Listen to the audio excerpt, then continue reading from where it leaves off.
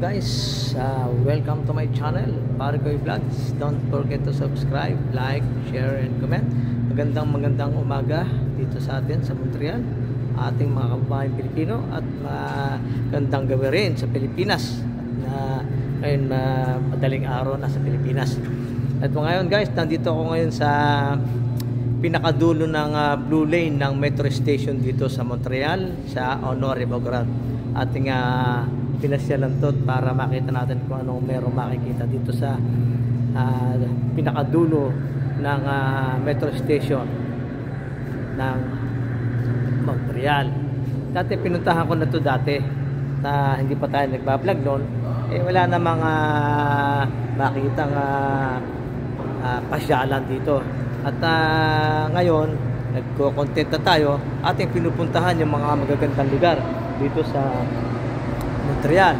At iniisa ko yung mga lahat ng metro station na may magagandang lugar. At isa dyan, yung tulad ng mga metro station dyan sa downtown, halos lahat ng lalakasan ng metro station ay magaganda.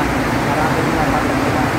Ito lalabas tayo para makita natin kung anong update dito sa Honoré Beaugrand station.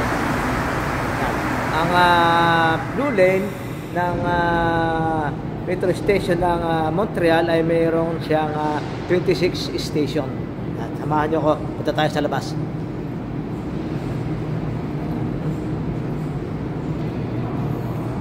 Kasi nung bago ako rito sa Montreal, talagang pagkakalabas ko sa trabaho, talagang ako'y namamasyal. Ginagalugad ko kung anong meron dito. Lahat ng train station dito binababaan ko para kung makikita ko kung anong bang magandang pasyalan. Kaya anong huli na, kabisado ko na yung mga magagandang pasyalan dito at ating pinupuntahan. Ayan, at dito tayo lalabas sa may isang maliit na tunnel. Ayan. Titingnan natin kung anong meron na dito. Kasi nung huling punta ko dito, kung di ako nagkakamali, mga 2017 pa or 2018. Yeah, dumating ako dito 2016. Yan, at ating pinupuntahan ng mga magagandang lugar dito.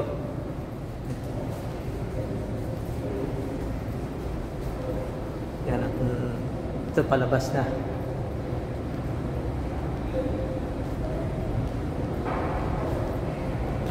Meron mga ating iniiwas yung camera sa pag kami nakakasalubong ng tao.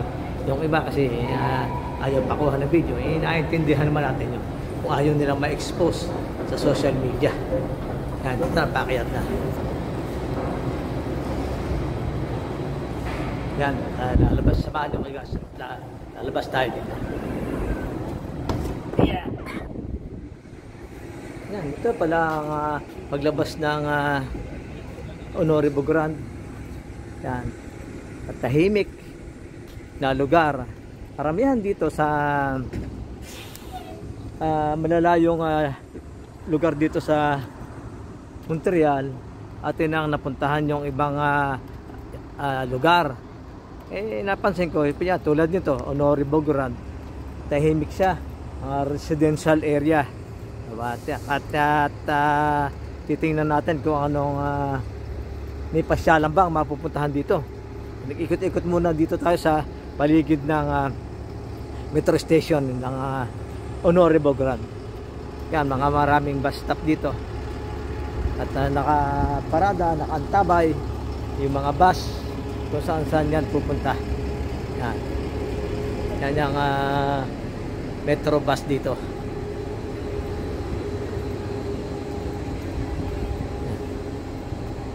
Maganda ang ating weather ngayon. Although mainit ang araw, ay hindi naman masakit sa balat. At katamtaman lang, nasa 28 degrees ngayon tayo. Kaya kahit na kainitan ng araw, masarap mamasyal at malamig ang simoy ng hangin. Ayan. At marami naghihintay dito ng mga bus. Hindi sila lumalabas dito pag may init ang araw. Yan, naiinip sila. Dahil pagpunta pa tayo doon sa bandaron para makita natin kung anong meron dito sa Honoré Bogrand. Kung may pasyalan ba dito. Yan. Ay, karamihan naman pasyalan dito tulad ng park. Yan. Hahanap tayo ng kanilang magandang park dito kung meron man. Lakad-lakad lang tayo dito. Yan. Kasi meron mga ibang lugar na paglabas mo ng metro, mapapa-wow ka kagad. Wow, ang ganda pala rito. Yan, yan. Yung mga lugar na yon ay aking mga tinandaan. Kaya't nitong nag-vlog na tayo, binalikan natin isa-isa yung mga metro station na may magagandang pasyalan. Yan. Yan ang aking ginagawa nung panahon na bago ako rito. Kaya't nung pumunta rito yung mga kamag-anak ng aking asawa na galing US, ako ang nag-tour sa kanila dito, lalo dyan sa downtown, dahil kabisado ko ang pasikot-sikot dyan sa downtown. Yung magagandang pasyalan ay accessible naman lahat, by train, by bus, by walk. Yan, pinasyal ko sila. Kaso medyo hindi sila nakaikot dito kasi limitado lang yung oras nila. Pinasyal lang namin sila gabi na. Alas 7 kami nagkita-kita, tapos kami alas 12 na ng gabi. Hindi nila nakita ng araw yung mga pasyalan dito. At saka konti ang napuntahan nila kasi nga isang gabi lang dapat dito kasi pag nagpunta ka dito sa Montreal, mag-stay ka dito ng 1 week, at least 1 week. Yan, para ma-enjoy mo at mapupuntahan mo lahat ng mga magagandang pasyalan dito. Napakaraming pasyalan dito. Talagang pagka mahilig ka mag-travel at dito ka nagpunta, talagang masisiyahan ka sa mga makikita mo rito sa Montreal. Ito, may park dito, pero wala, hindi maganda. Talagang itong lugar na ito, residensya lang. Wala tayo makitang magandang pasyalan. Wala Yan, to highway to wala. Ilang minuto na tayo naglalakad, wala pa tayo makita tapos balik tayo doon sa kabila, baka sa kabilang side meron. Wala Talagang itong lugar na to ay residential area lang. Wala rin kukunti yung mga wala pa ako nakita tindahan o mga depanyo. Malayo sila sa depanyo. Yung depanyo dito, yan mga tindahan, grocery, kung ano-ano. Yan ang ibig sabihin dito ng depanyo. Sa atin, sa Pilipinas, sari-sari store. Ganon. Ayan mga pare ko, bumalik na tayo. At wala ilang minuto tayo naglakad, wala tayo makitang magandang pasyalan o magandang park man lang. Talagang puro kabahayan lang dito. Ayan, balik tayo doon sa kabilang side, baka may makita tayo doon. Ito mga pare ko, nandito tayo sa kabilang side, pero wala pa rin tayo makita. Yan, nakita natin dito yung mga tindahan. Meron sila maliit na mall dito. Yan yan pang St. Hubert Express, yung mga yan, pizza. Yan siguro ang kanilang pinaka main dito.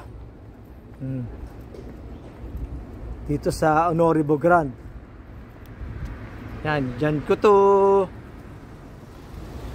Yan yung mga tindahan ng mga makikita mo rito sa Montreal. Sikat dito yan. Yan, Jean Coutu na yan.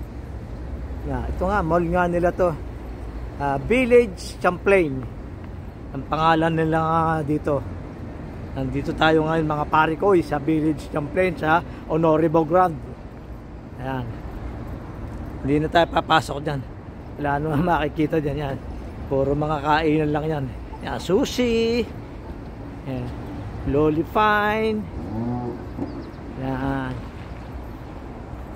Kasi isang bayan to na ganyan na maliit na bayan dito sa Montreal at may maliit din siyang mall. Yan ang makikita rito. Lakad-lakad pa tayo hanggang doon. Samahan niyo pa rin ako mga prali ko. Bayan, Bulk and Barn. Sarado pa. Bulk and Barn. Yan Bulk and Barn na yan. Mga ano yan, bakery supplies. Diyan tayo namimili ng ibang gamit natin na hindi natin nakita sa ibang tindahan. Yung Bulk and Barn na yan. Yan yung yan, Bulk and Barn. Medyo mahal ang panindar yan. Yun nga lang, talagang kumpleto. Yan. Pagka yung pantinda mo medyo matatalo ka pagka hindi mo dinagdagan ng price kasi mahal nga. Kasi sa ibang tindahan wala ka makita. Ikot-ikot pa tayo. At mapipilitan ka rin bumili sa kanila. Napakaraming mga pang-design dyan sa cake, mga bread, mga chocolate, yung maliliit, marami dyan sa Bulk and Barn. Yan, nandito ulit tayo sa kabilang side. Tingnan natin. Mukhang wala pa rin. Wala tayo. Highway to. Yan, building na wala silang magandang pasyalan dito sa Honore Beaugrand. Wala tayong makita. Ikot-ikot na tayo. Talagang ganito lang siya. Yan, highway.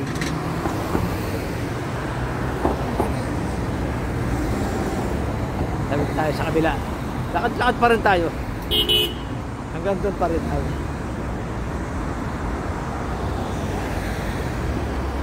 Tingnan natin kung ano makikita pa rito. Baka sakali tayo nakakita pa ng papasyalan dito. Ay, wala pa rin. Ayan, yan, tumagos tayo ng tulay. Yan, at nakita natin na may ginagawa sila rito panibagong kalsada. Talagang upgrade sila dito ng mga bagong kalsada. Yan, sa may Honore Beaugrand. Yan, nagdagdag sila ng 2 lane ng kalsada. Ginawa na dahil sa 2, 3, 4, 5, 6. Yan, 6 na lane na. Dati siguro itong island lang. At ginawa na nilang kalsada para maibsan-ibsan ang traffic. Matindi rin mag-traffic dito sa Montreal. Lalo pagka rush hour. Yan, dyan nagkakagulo ang mga sasakyan, patong-patong na.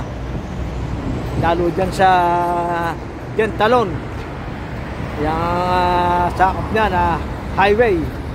Talaga naman kasi napakaraming ginagawang mga bagong daan dito. Dagdag-kidagdag at talaga namang masikip na rin nga.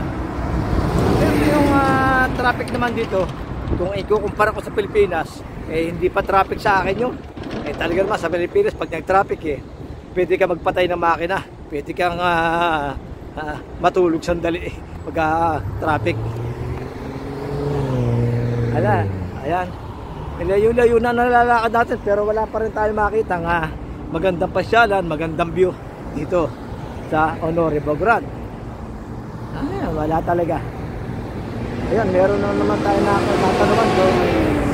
Canadian Tire. Ayan, mga tindahan ng mga gamit sa bahay. Kung ano, kaldero, yung gamit sa CR, yung lakad pa rin tayo doon.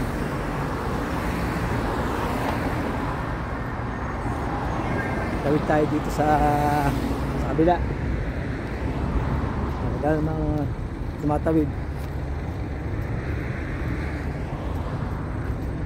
Kaya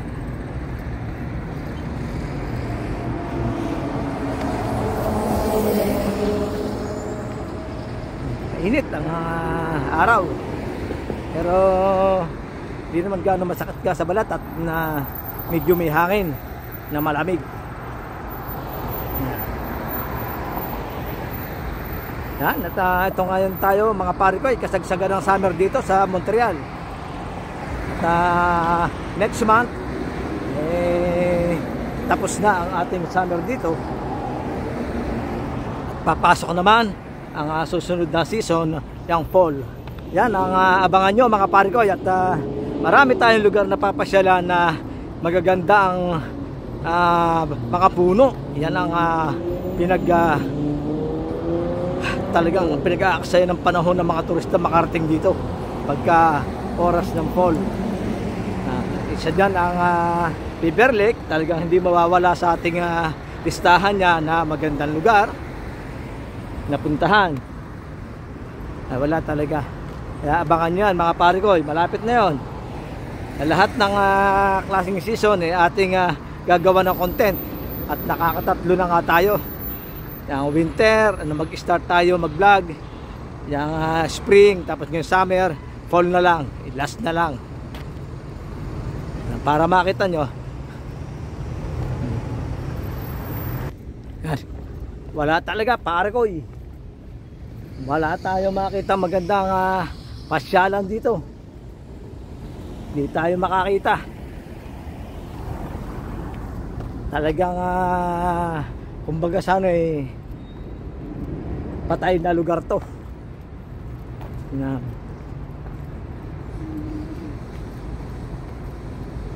Naalala ko tang Honore. Puntahan ko nga yung dulo ng Blue Lane Metro Station dito.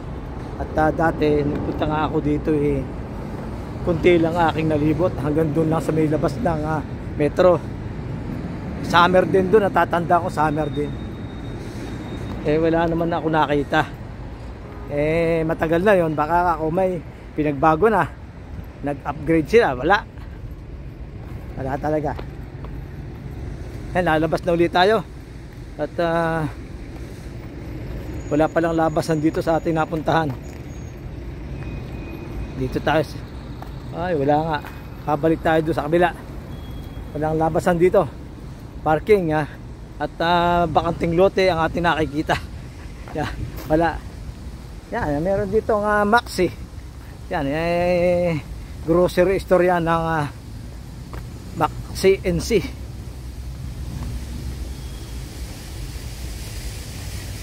Yan, at kinakabayan tayo ng kanyang cartboy ng Maxi. Yan. Yan, at dinadala yan sa loob, nahakot dito sa parking area. Yan.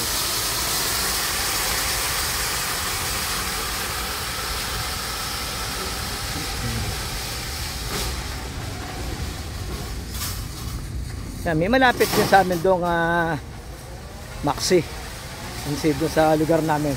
At diyan kami namimili pagka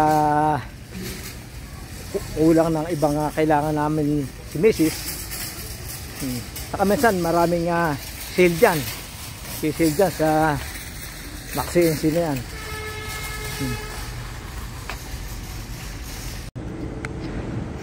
Ayan, ito mga parikoy, at tayo bumalik na dito sa metro station ng Honore Bograd. At wala tayo nakitang magandang pasyalan o tourist destination dito sa Honore Bograd. First time nating mabigo sa ating pinuntahan. At ito talaga ang unang-unang metro station na pinuntahan ko dito na wala man lang magandang park, walang magandang mapasyalan. Talagang ano lang siya, tourist residential area lang pala. Sorry. At mga maliliit na mall, maliliit na establishmento, at saka patay na lugar, kumbaga. At mga tao rito, tsak, pag mamamasyal, dumadayo pa ng malayo. At ang layo nito sa akin ay 30 minutes sa tren. Ang layo nito sa bahay ko. Yan ang oras ng binyahe ko. Okay? Maraming salamat mga pare ko. Maraming salamat sa mga subscriber at sa mga newcomer sa aking channel, Pare Koy Vlog. Maraming salamat sa inyong suporta. At wag niyo po ako laging sanang iwan. At patuloy niyo po akong suportahan. At yung mga old videos ko, puntahan nyo at para makita nyo ang mga magagandang lugar dito na gawa na natin ng content.